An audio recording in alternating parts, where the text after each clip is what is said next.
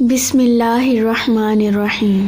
تابوت سکینہ، ایک ایسا تابوت جس کا ذکر قرآن کریم میں بھی موجود ہے۔ تابوت سکینہ شمشاد کی لکڑی کا ایک صندوق تھا جو حضرت آدم علیہ السلام پر نازل ہوا تھا۔ یہ آپ کی آخر زندگی تک آپ کے پاس ہی رہا، پھر بطور میراث ایک ایک کر کے آپ کی اولاد کو ملتا رہا، یہاں تک کہ یہ حضرت یعقوب علیہ السلام کو ملا، اور آپ کے بعد آپ کی اولاد بنی اسرائیل کے قبضے میں رہا اور حضرت موسیٰ کو مل گیا، تو آپ اس میں تورات شریف اور اپنا خاص سامان رکھنے لگے۔ یہ بڑا ہی مقدس اور بابرکت صندوق تھا۔ بنی اسرائیل جب کفار سے جہاد کرتے تھے اور کفار کے لشکروں کی کثرت اور ان کی شوکت دیکھ کر سہم جاتے تو وہ اس صندوق کو اپنے آگے رکھ لیتے تھے، تو اس صندوق سے ایسی رحمتوں اور برکتوں کا ظہور ہوتا کہ مجاہدین کے دلوں میں سکون و اطمینان کا سامان پیدا ہو جاتا تھا، اور مجاہدین کے سینوں میں لرزاتے ہوئے دل پتھر کی چٹانوں سے زیادہ مضبوط ہو جاتے تھے، اور جس قدر صندوق آگے بڑھتا تھا آسمان سے نصر من اللہ و فتح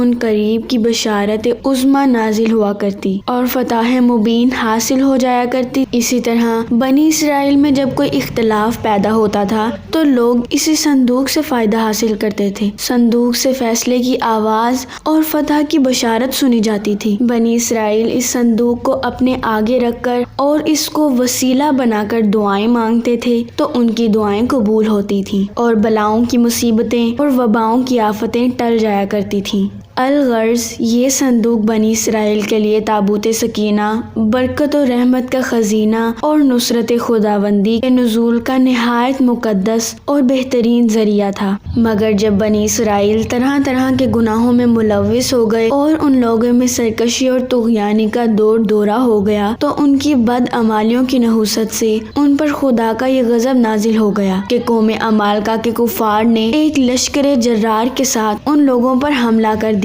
ان کافروں نے بنی اسرائیل کا قتل عام کر کے ان کی بستیوں کو تباہ کر ڈالا، عمارتوں کو توڑ پھوڑ کر سارے شہر کو تہس نہس کر ڈالا اور اس متبرک صندوق کو بھی اٹھا کر لے گئے۔ اس مقدس تبرک کو نجاستوں کے کوڑے خانے میں پھینک دیا۔ لیکن اس بے ادبی کا قوم عمالقہ پر یہ وبال پڑا کہ یہ لوگ طرح طرح کی بیماریوں اور بلاؤں کے ہجوم میں جھنجھوڑ دیے گئے۔ قوم عمالقہ کے 5 شہر بالکل برباد اور ویران ہو گئے، یہاں تک ان کافروں کو یقین ہو گیا کہ یہ صندوق رحمت کی بے ادبی کا عذاب ہم پر پڑ گیا ہے، تو ان کافروں کی آنکھیں کھل گئیں۔ چنانچہ ان لوگوں نے اس مقدس صندوق کو ایک بیل گاڑی پر لاد کر ان بیلوں کو بنی اسرائیل کی بستیوں کی طرف ہانک دیا۔ پھر اللہ پاک نے 4 فرشتوں کو مقرر فرما دیا جو اس مبارک صندوق کو بنی اسرائیل کے نبی حضرت شمویل علیہ السلام کی خدمت میں لائے۔ اس طرح پھر بنی اسرائیل کی کھوئی ہوئی نعمت دوبارہ ان کو مل گئی، اور یہ صندوق ٹھیک اس وقت حضرت شمویل علیہ السلام کے پاس پہنچا جبکہ حضرت شمویل علیہ السلام نے طالوت کو بادشاہ بنا دیا تھا، اور بنی اسرائیل طالوت کی بادشاہی تسلیم کرنے پر تیار نہیں تھے، اور یہی شرط ٹھہری تھی کہ اگر مقدس صندوق آ جائے تو ہم طالوت کی بادشاہی تسلیم کر لیں گے۔ چنانچہ صندوق آ گیا اور بنی اسرائیل طالوت کی بادشاہی پر رضامند ہو گئے۔ اس مقدس صندوق تابوت سکینہ میں آخر کیا تھا؟ اس مقدس صندوق میں